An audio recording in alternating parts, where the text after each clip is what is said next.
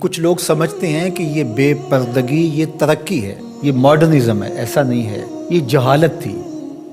کعبۃ اللہ کا طواف برہنہ کیا جاتا تھا، تو برہنگی یہ جدت نہیں ہے، یہ قدامت ہے، یہ ترقی نہیں ہے، یہ جہالت ہے۔ اس سے اسلام نے نکالا ہے، اور پردے کی طرف اسلام انسانیت کو لے کر کے آیا ہے۔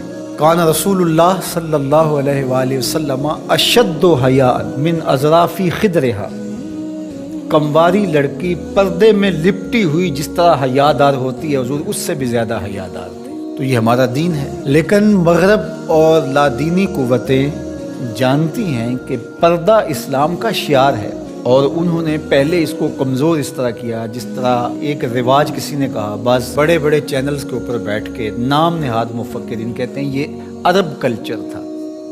عرب کلچر تو برہنگی تھا، عرب کلچر تو برہنہ طواف کرنے کا تھا، گھروں پہ جھنڈے بدکار خواتین کے چھتوں کے اوپر عرب میں لگتے تھے۔ تو یہ پردے کا تصور کلچر نہیں ہے، بلکہ یہ سنت زہرا سلام اللہ علیہ۔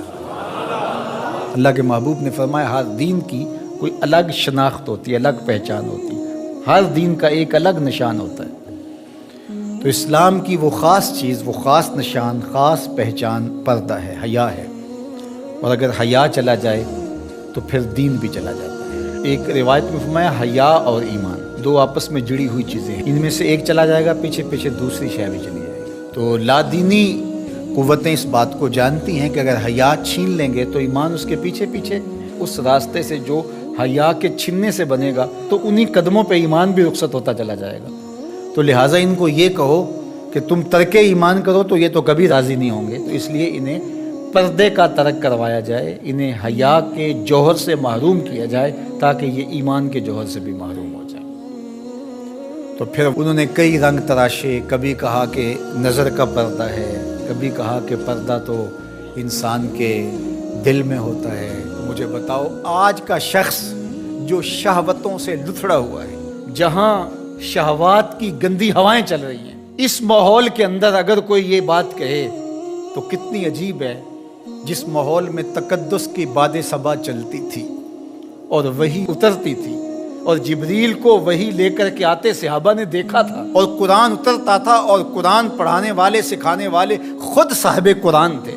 وہ صحابہ، ان کو جب پردے کا حکم دیا گیا اور ان کو نظریں نیچی رکھنے کا حکم دیا گیا تو میں اور آپ کون ہوتے؟ جب ابو بکر و عمر کو کہا گیا کہ نگاہوں کو نیچا رکھنا، جب عثمان و علی سے کہا گیا کہ نگاہوں کو نیچا رکھنا، جب سیدہ عائشہ، حضرت ام سلمہ، حضرت میمونہ، حضرت زینب، سیدہ فاطمہ تو زہرا سے کہا گیا کہ تم اپنے پردے کی حفاظت کرنا، تو مجھے بتائیے اس تقدس ماحول کے اندر بھی جب پردہ کرنے کے لیے مومنوں کی ماؤں کو حکم دیا گیا، اور ابو بکر عمر عثمان و علی عشرہ مبشرہ جن کی جنت کی ضمانت بھی رسول اللہ نے دی ہے، تو جب ان کو بھی کہا گیا کہ نگاہوں کو نیچا رکھنا، تو میں اور آپ کس شمار میں؟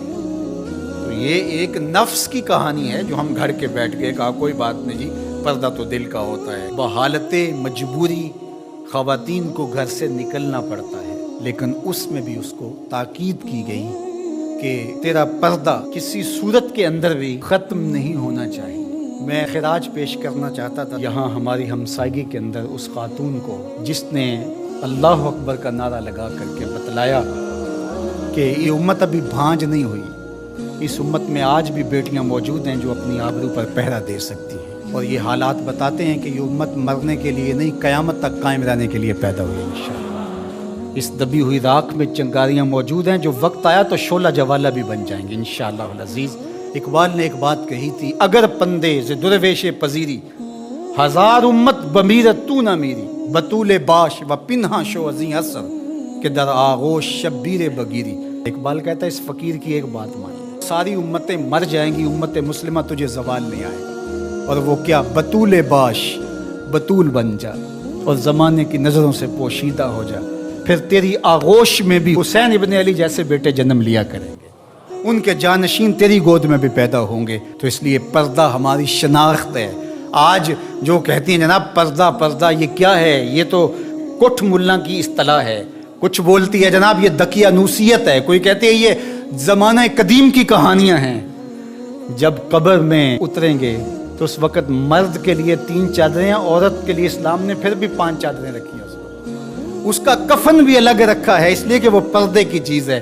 تو کیا کوئی عورت کہتی ہے کہ مجھے اسکرٹ میں دفن کر دیا جائے، میں بے پردہ قبر میں جانا چاہتی ہوں؟ اس وقت تو سب کہتے تنیاں بھی باندھ دی جائیں، اس وقت محارم قریب آ جائیں جو لحد میں اتاریں. تو اگر زندگی کے بعد بھی پردے میں لپٹ کے جانا ہے تو ساری زندگی سیدہ فاطمہ کی غلامی میں بسر کر دیے جائیں، ان کی کنیز بن کے زندگی گزاریں.